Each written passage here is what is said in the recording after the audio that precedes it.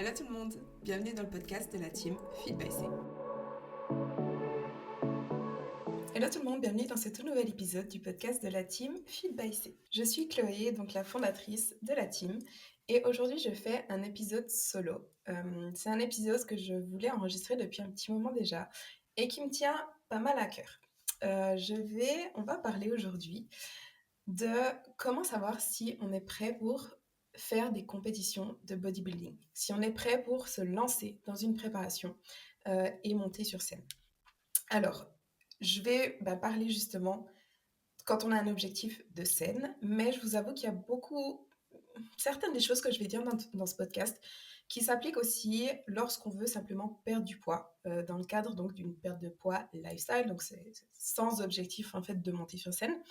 Mais c'est vrai que quand on veut perdre du poids, il y a aussi beaucoup de paramètres à prendre en compte et il y a des parallèles avec, avec le fait de faire une préparation vraiment pour des concours. Alors bien sûr, il n'y a pas tout qui va s'appliquer, mais quand même, pour les personnes qui veulent perdre du poids, ce podcast, je pense qu'il peut aussi leur apporter quelque chose. Alors, la toute première chose à prendre en compte avant de se lancer dans une préparation, parce qu'une préparation, c'est quelque chose de long, d'extrême, et c'est... Disons que quand on voit sur les réseaux sociaux ceux qui font des préparations, ceux qui montent sur scène, ça vend du rêve, ça fait briller, ça donne envie, etc. Alors qu'en fait, il y a quand même beaucoup de downside qu'on ne voit pas forcément.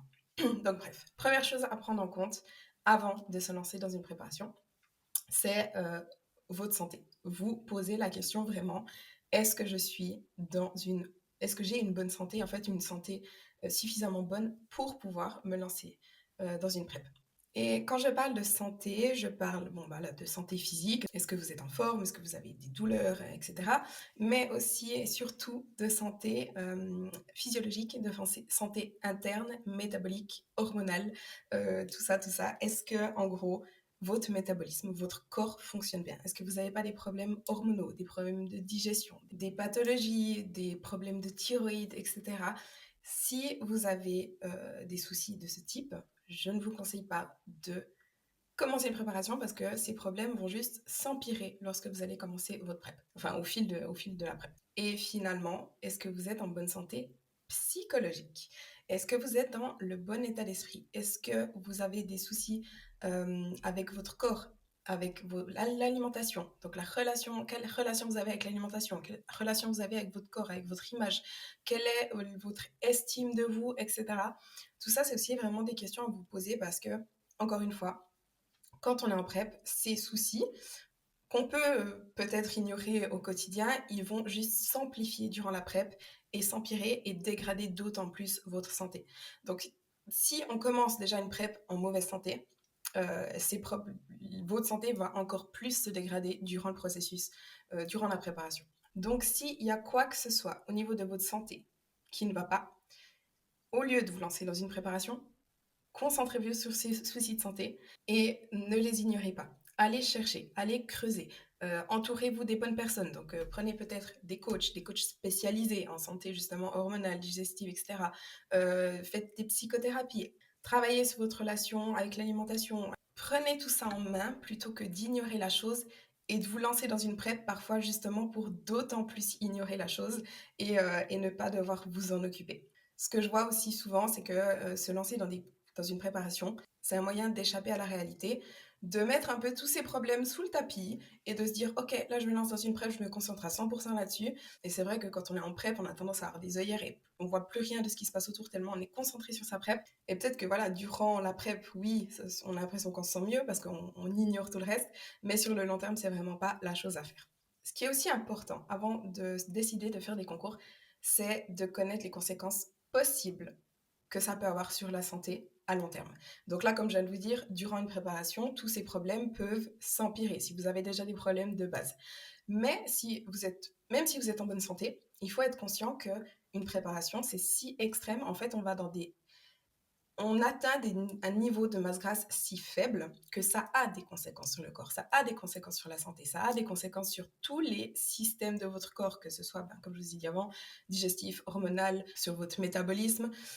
Et ça a aussi des conséquences. Ça peut avoir des conséquences à long terme, sur votre santé reproductrice aussi, donc sur votre cycle menstruel, sur vos niveaux de testostérone, et donc éventuellement sur votre fertilité. Et là, je vais peut-être vous parler en connaissance de cause parce que mes préparations m'ont provoqué une hypothyroïdie, une aménorrhée, une anovulation durant longtemps et ça a des répercussions encore aujourd'hui. Je ramasse encore aujourd'hui alors que ça fait bientôt 2 ans que je ne fais plus de concours. Et ça, il faut en être conscient avant de se lancer dans les compétitions parce qu'il faut se poser la question, est-ce que vraiment ça vaut le coup de risquer tout ça pour monter sur scène? Et là, je fais aussi un petit aparté parce que dans le bodybuilding, il y a la prise de produits qui est extrêmement courante.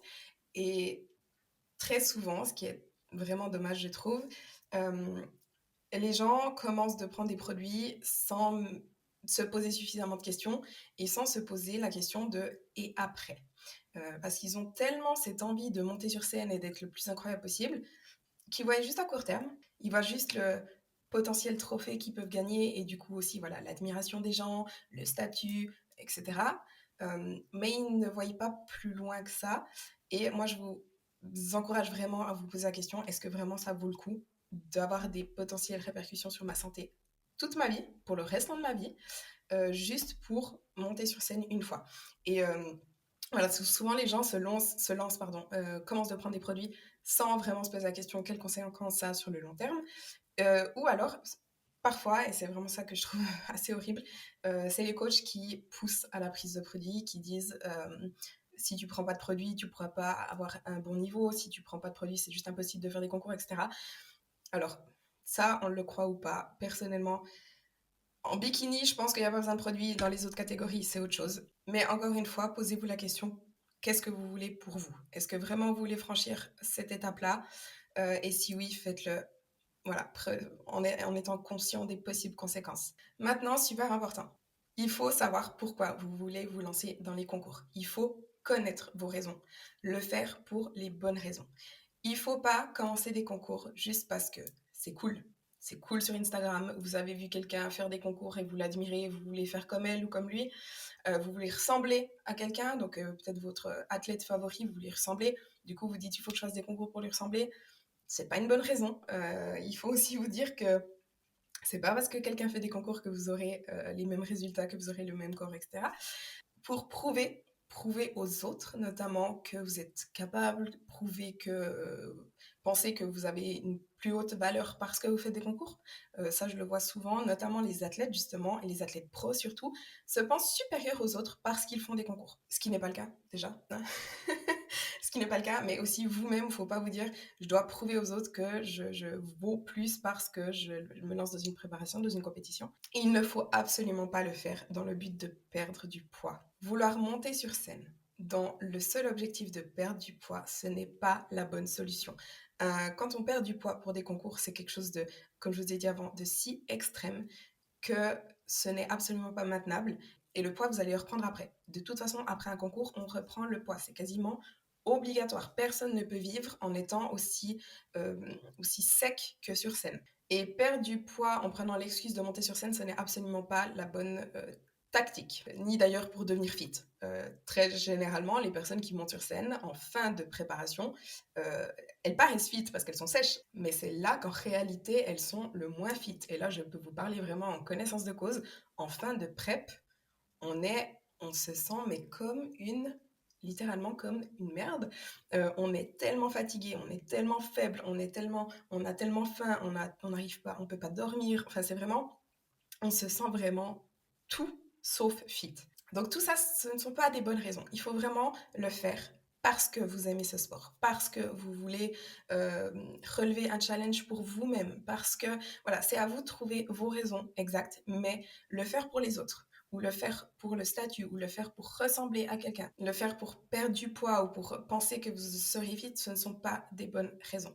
Donc vraiment, faites-le pour les bonnes raisons, trouvez vos raisons et ne le faites pas par simple ego. Ensuite, avant de vous lancer dans les préparations, et ça c'est quelque chose que je vois très souvent, il faut absolument que vous ayez des habitudes qui soient déjà en place. J'ai déjà vu des personnes qui n'arrivaient pas à aller s'entraîner régulièrement à la salle. Donc, vous savez, les personnes qui vont pendant 2 semaines vont tous les jours à la salle et puis ensuite elles laissent tomber pendant 3 mois et ensuite elles reprennent la salle pendant 2 semaines et elles relaissent tomber pendant 3 mois, etc.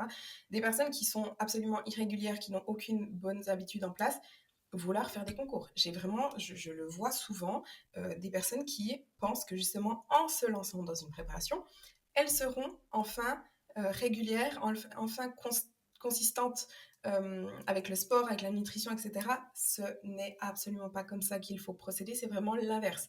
C'est-à-dire que ce n'est pas le processus, enfin la préparation qui va vous permettre d'acquérir ces habitudes, mais il faut que vous ayez déjà ces habitudes en place pour être capable de faire et de tenir une préparation sur le long terme. Si vous n'avez pas ces habitudes qui sont en place, c'est juste voué à l'échec en fait. Donc les habitudes dont je parle, c'est la nutrition. Donc par exemple, comptez vos macros régulièrement depuis longtemps, savoir vraiment quels sont vos apports, comment vous nourrir, combien vous nourrir, ce qu'il y a dans les aliments, savoir combien de calories vous mangez, être capable de contrôler en fait votre alimentation et de savoir ce que vous faites. Ensuite, au niveau des entraînements, forcément, voilà, avoir une routine d'entraînement régulière, que vous alliez vous entraîner régulièrement depuis longtemps, que ce soit vraiment que le sport, que la musculation fasse vraiment partie de votre mode de vie. C'est même pas une question en fait, est-ce que je vais m'entraîner ou pas, c'est plutôt à quelle heure je vais m'entraîner aujourd'hui. Donc vraiment que voilà, ce soit dans votre routine. Au niveau du mouvement aussi, est-ce que vous êtes suffisamment actif durant la journée, vous comptez vos pas, etc. Est-ce que vous êtes capable de gérer votre stress? Est-ce que vous avez déjà justement des techniques de gestion du stress qui sont en place? Est-ce que vous buvez suffisamment d'eau? Est-ce que vous vous hydratez assez? Ça, c'est vraiment tout des habitudes, voilà, encore une fois, qui doivent être en place avant même de se lancer dans une préparation. C'est pas des habitudes qui vont s'acquérir durant le processus. En fait, de vouloir se lancer dans une préparation alors que tout ça n'est pas encore en place, c'est un peu comme vouloir dire que vous voulez devenir champion de pilote de F1 alors que vous ne savez même pas conduire une voiture. C'est juste brûler les étapes. Vous pouvez pas être athlète de haut niveau si vous n'appliquez pas ce que requiert le sport au quotidien en fait. Ensuite, très très très important, avant de vous lancer dans une prep, et ça vaut aussi d'ailleurs si vous voulez juste perdre du poids de façon au quotidien, est-ce que vous avez des apports caloriques suffisamment élevés? Est-ce que vous mangez suffisamment au quotidien? Si vous avez des apports caloriques actuels qui sont de 1500 calories, vous n'allez jamais pouvoir faire une PrEP. Quand on fait une PrEP, alors bien sûr, ça dépend le niveau de masse grasse de base, mais en général, voilà, un pourcentage de masse grasse normal pour une femme, c'est autour des 20%. Il faut se dire que sur scène, une femme monte sur scène à environ 10% de masse grasse. Je dis en moyenne, ça dépend un peu des catégories, etc. Mais pour perdre autant de gras, il faut faire une sèche, voilà, qui va durer long. Et donc, si votre métabolisme est déjà trop bas au départ et que vous ne mangez déjà pas beaucoup au départ, vous allez finir votre prep en mangeant 600 calories par jour. Alors, j'abuse peut-être avec le 600 calories, mais il n'est pas rare de voir des filles, je prends l'exemple des filles parce que c'est ce que je connais mieux, mais voir des filles terminer leur prep à 1000 calories. 1000 calories par jour environ. Moi, le plus bas que j'ai été en prep, c'est entre 1300 et 1500 calories par jour. Mais imaginez si j'avais déjà commencé à 1500 calories par jour, à la fin de ma prep, j'aurais plus rien mangé. Donc, sachant que j'ai commencé ma prep à plus de 2000 calories. Donc imaginez si vous commencez une prep en mangeant 1000 à 1500 calories par jour, ça va juste être impossible pour vous en fait de continuer à perdre du poids et d'atteindre des niveaux de masse grasse aussi bas parce que vous allez devoir manger beaucoup trop bas. Donc si vos apports caloriques sont trop bas de base, vous n'êtes pas dans des bonnes conditions pour commencer une prep. Donc dans ce cas-là, il faut d'abord augmenter vos apports pour pouvoir faire une prep plus tard de manière plus saine. Ça peut prendre 1 année, 2 ans pour remonter vraiment vos apports à un niveau de maintien suffisant. Mais ne vous lancez pas dans une prep si vous mangez moins de 2000 à 2500 calories par jour. Très très très important aussi avant de vous lancer dans des concours, c'est est-ce que vous avez une masse musculaire suffisante et la maturité musculaire suffisante. Je vois très souvent des filles qui se disent « Ah, ça fait 1 année que je fais du fit, je vais me lancer dans les compétitions ». Le problème avec ça, c'est que déjà, elles n'ont pas suffisamment de masse musculaire. Elles ont l'impression qu'elles ont beaucoup de muscles parce que oui, elles ont beaucoup progressé en 1 année par rapport à avant, elles ont un peu de muscle. Mais le problème, c'est que par-dessus le muscle, elles ont aussi un peu de gras. Ce qui fait généralement qu'elles ont l'impression d'être plus musclées que ce qu'elles sont en réalité. Et durant une préparation, en fait, une fois que le gras sera plus là, elles vont remarquer qu'en fait, elles n'ont pas autant de masse musculaire que ça et elles n'auront pas la masse musculaire nécessaire en fait pour être compétitives sur scène. Et aussi, durant le processus de sèche, si elles n'ont pas la maturité musculaire suffisante, elles vont perdre en fait les petits gains qu'elles auront gagnés durant leur première année de fitness. Donc construire du muscle, ça prend du temps, ça prend énormément de temps et c'est pas après 6 mois, une année de fit que vous aurez suffisamment de masse musculaire pour faire des concours. Alors bien sûr, là je parle de manière générale, je sais pas le passé de la personne. Certaines personnes ont plus de masse musculaire même avant de commencer vraiment la muscu de façon sérieuse parce qu'elles ont pu faire d'autres sports dans le passé. La génétique joue aussi, etc. Mais de manière générale, ce que je vois la plupart du temps, c'est que les amateurs qui montent sur scène n'ont pas assez de masse musculaire et elles devraient vraiment prendre 2, 3, 4, 5 ans pour se concentrer uniquement sur la construction, le développement de leur masse musculaire avant de se dire je vais me lancer dans des concours. J'ai touché un petit mot sur la génétique, c'est aussi quelque chose de très important. Parce que, alors après, ça dépend un petit peu le but de faire des concours. Il y a certaines personnes qui veulent faire des concours juste pour le challenge, juste pour l'expérience, juste parce que voilà, elles ont envie de se prouver à elles-mêmes qu'elles en sont capables, pas aux autres, attention. Et dans ce cas-là, la génétique, c'est pas très important.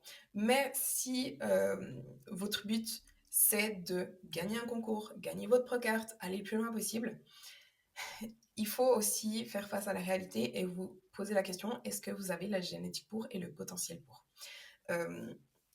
Là aussi, c'est... Alors honnêtement, c'est un peu délicat ce que je vais dire parce que c'est pas quelque chose forcément que vous allez pouvoir choisir parce que la génétique, ça ne se choisit pas, voilà.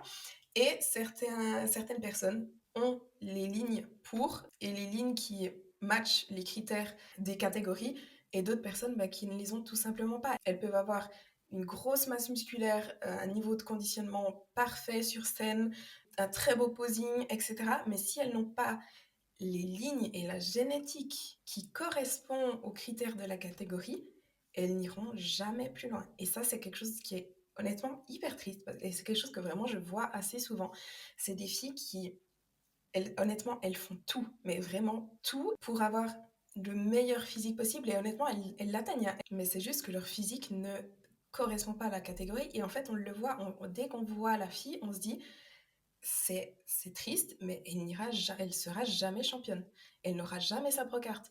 Et ça, c'est quelque chose, honnêtement, je l'ai déjà vu, des filles qui se tuent durant des années, qui font des concours chaque année dans le but d'obtenir leur pro-carte, alors qu'en fait, partent, elles sont perdantes d'avance parce que justement, elles n'ont pas la génétique pour ce sport. Et c'est quelque chose qui doit être très très dur à accepter et parfois voilà, elles ne s'en rendent pas compte, c'est pour ça qu'elles continuent durant des années et des années. Mais il faut vraiment vous poser la question, est-ce que j'ai le potentiel pour aller plus loin si votre but c'est de faire des compétitions pour justement devenir pro, aller à l'Olympia, etc. Après, je suis pas en train de dire que ceux qui ont la génétique pour, c'est plus facile pour eux. Pas du tout, parce que ça demande tout autant de travail. Ils doivent tout autant développer leur masse musculaire, s'entraîner, faire attention à leur nutrition, à leur sommeil, à leur gestion du stress, blablabla. Ils doivent faire les mêmes efforts, mais simplement, voilà, ils correspondent au sport, tout simplement. Ça ne veut pas dire qu'ils sont chanceux. Ça veut juste dire que leur corps est fait pour ce sport. Je ne sais pas si c'est très clair ce que j'ai dit. Mais disons que j'aurais jamais été pro si je n'avais pas eu les lignes pour du bikini. Mais ça n'enlève en rien tout le travail que j'ai dû accomplir pour arriver là. Très important, j'en ai parlé un petit peu avant par rapport à la santé mentale, mais votre relation avec la nourriture et à votre corps. Encore une fois, vous ne devez pas faire des compétitions dans le seul but de perdre du poids. Il ne faut pas vous dire, je vais faire une compétition parce que je vais être sèche et du coup, je vais mieux contrôler mon alimentation, ce qui va régler tous mes problèmes de nourriture, de problèmes de TCA, etc. Ou alors, je vais perdre du poids, je vais être plus sèche, du coup, je vais enfin m'aimer parce que je serai plus sèche, etc.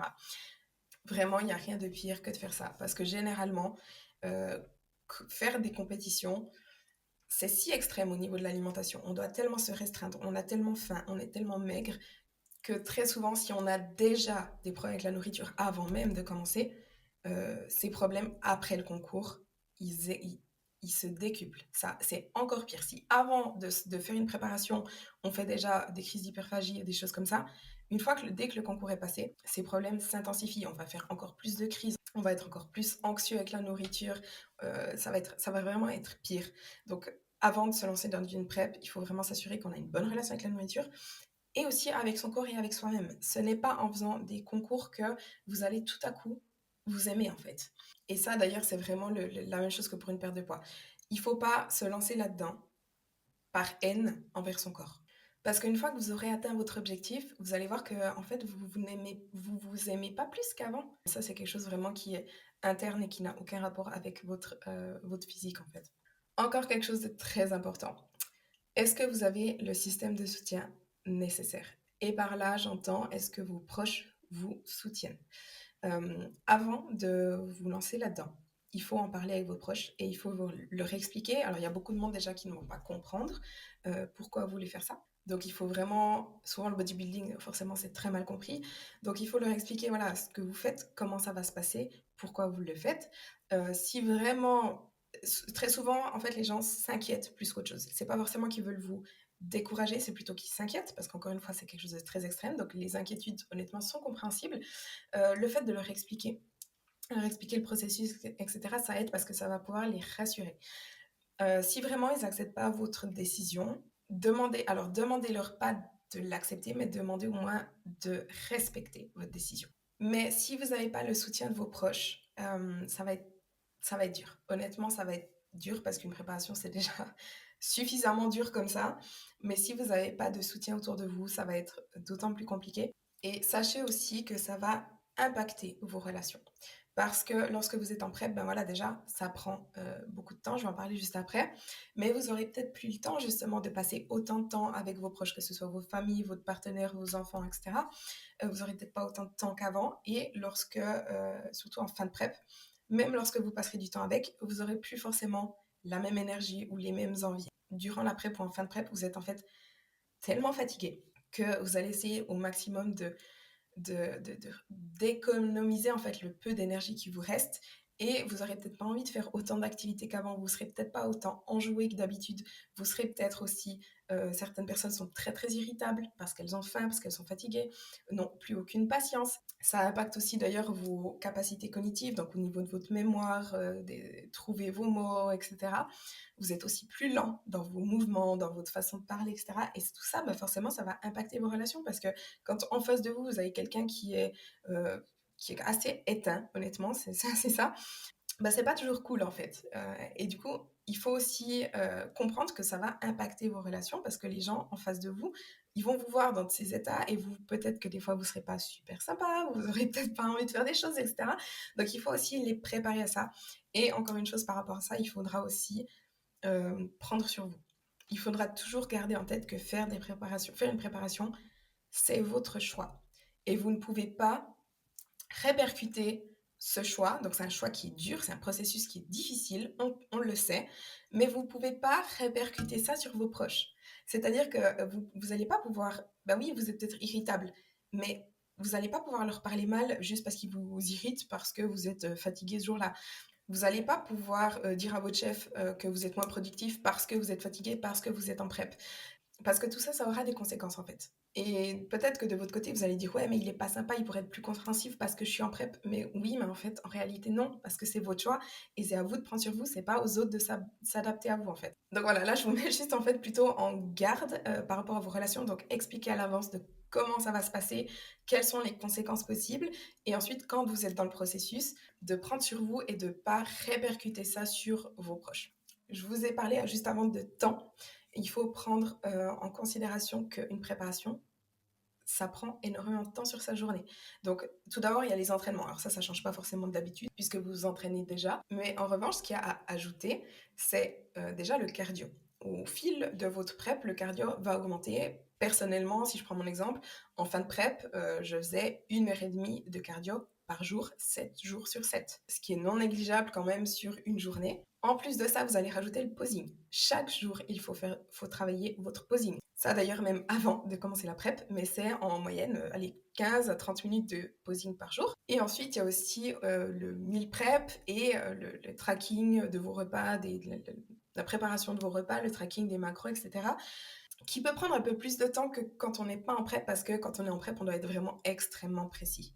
Et parfois, ça vous demande un peu plus d'organisation, un peu plus de temps pour vraiment s'assurer d'atteindre ses macros quasiment au gramme près ou de suivre son plan vraiment à la lettre. Et ça, c'est important de le savoir à l'avance parce que si vous avez déjà un emploi du temps qui est surchargé, si vous n'arrivez déjà pas à vous en sortir, vous n'arriverez pas en fait à faire une prep parce que ça demande beaucoup, beaucoup de temps sur votre journée. Et ça, vraiment, c'est tous les jours. C'est tous les jours. Le bodybuilding, c'est vraiment c'est pas une préparation comme un autre sport où, oui, on va à l'entraînement et on s'entraîne, et quand on rentre à la maison, c'est fini. Non, le bodybuilding, c'est du 24-24. Il y a aussi à prendre en compte avant de se lancer dans les compétitions, c'est les finances, l'argent. Combien coûte de faire des compétitions? Parce que ça coûte très cher. Honnêtement, ça coûte très cher. Je vais vous faire un petit breakdown, un petit peu des dépenses à prendre en compte. Bah, tout d'abord, le coach. Le coaching, faut compter une préparation, ça peut aller environ, je dirais en moyenne naturellement, environ 6 mois de prep, plus encore 6 mois de reverse après le concours. Donc, il faut compter en tout cas une année de coaching. Et un coach, ça coûte entre 200 et 500 balles par mois. Un bon coach. Donc vraiment, ça, c'est une dépense à prendre en compte. Ensuite, il y a les cours de posing. Vous allez en faire, alors ça dépend des gens, bien sûr. Certaines personnes en font 2, certaines personnes en font 10, 15, je ne sais pas. Mais prenez en compte que vous allez devoir faire des cours de posing. Ensuite, il y a l'inscription au concours. En amateur, ça coûte plus cher. Chaque concours peut coûter entre 50 et 100 balles, je crois, ou quelque chose comme ça. Pour aller au concours, tout dépend où est le concours. Il faut peut-être payer l'avion ou le déplacement, un hôtel, etc. Pour le concours en soi, il faut prendre en compte le bikini. Pour des femmes, un bikini, ça coûte entre 400 et 1000 balles, selon le bikini, bien sûr. Une manière d'économiser sur le bikini, c'est d'en louer un plutôt que d'en acheter un. Ça, c'est très possible. Il faut compter les talons, les bijoux. Et le jour du concours, il faut compter le tan. Le tan, ça coûte environ 100 ou 150 balles. Le maquillage, même prix, environ 100 balles. Éventuellement, la coiffure, si vous ne faites pas vous-même. Mais tout ça, au final, bah, ça coûte très, très cher. Je vais juste vous donner un exemple pour ma préparation en 2022. J'ai fait 6 concours, d'accord. J'ai fait 6 concours dans 6 pays différents, dans 5 pays différents. Mais j'ai dépensé 15 000 balles pour ma préparation, sans compter le coaching. Et j'ai aussi des sponsors. Donc voilà, franchement, il faut prendre ça en compte que est-ce que vous avez les moyens en fait de vous lancer dans une prep. Et en parlant de coaching d'ailleurs, faites très très attention aux coachs que vous engagez pour faire votre prep. Il y a énormément de mauvais coachs sur les réseaux, de plus en plus de mauvais coachs. Et des coachs qui utilisent des méthodes vraiment obsolètes ou vraiment trop extrêmes. Ou j'ai déjà entendu des personnes en préparation qui me disaient mon coach ne m'autorise pas à manger des carottes parce qu'il y a trop de sucre. Ou des coachs qui autorisent seulement 5 ou 6 aliments durant la prep, durant 6 mois. Et ça, mais c'est absolument catastrophique pour le client, pour sa santé métabolique, pour sa santé interne. Ne pas varier son alimentation, c'est une des pires choses pour la digestion et aussi pour sa santé psychologique, pour sa relation avec la nourriture. Comment est-ce que vous voulez que quelqu'un qui a fait 6 mois en pensant que les carottes c'était mauvais parce qu'il y avait trop de sucre dedans, ne développe pas des troubles du comportement alimentaire après une préparation comme ça? Donc vraiment attention au coach que vous allez engager pour votre préparation, ça va vraiment déterminer le succès de votre prep, mais aussi déterminer votre santé durant la prep et votre santé après les concours. Et le dernier conseil que je pourrais te donner, c'est n'en faites pas votre vie. Ne déterminez pas votre identité selon les concours, ne devenez pas en fait athlète bodybuilding, athlète bikini, etc. Et n'en faites pas votre identité parce que vous êtes tellement plus que ça en fait. Je vois certaines personnes, le bodybuilding c'est leur vie et ils n'ont plus rien d'autre. Et le jour où ils arrêtent les concours, ils n'ont plus rien d'autre en fait dans leur vie. Ils sont définis par leur statut d'athlète, parfois même amateur, parfois même pas pro. Et honnêtement, c'est assez triste parce que justement, la carrière d'un athlète body, en moyenne, dure 2 à 3 ans maximum. Et on voit certaines personnes justement qui s'accrochent au concours et qui font des concours pendant 10, 15, 20 ans parce qu'ils n'ont rien à côté. Mais avant d'être juste athlète, gardez en tête que le bodybuilding, ça ne doit pas être votre vie en fait. Donc voilà, j'ai essayé de rester assez concise et assez directe. Sachez que si vous voulez discuter avec moi par rapport aux préparations, notamment aux préparations bikini, puisque forcément c'est ce sur quoi je m'y connais, les autres catégories forcément un petit peu moins.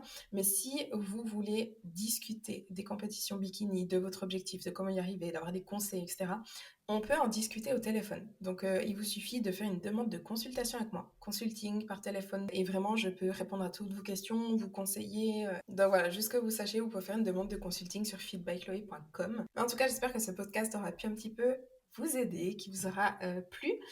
Donc, je vais le terminer ici. Je vous remercie pour votre écoute et on se retrouve dans un prochain épisode. On espère que cet épisode vous a plu. Si c'est le cas, n'oubliez pas de lui donner une note et de le partager sur les réseaux sociaux. Et à bientôt dans un nouvel épisode.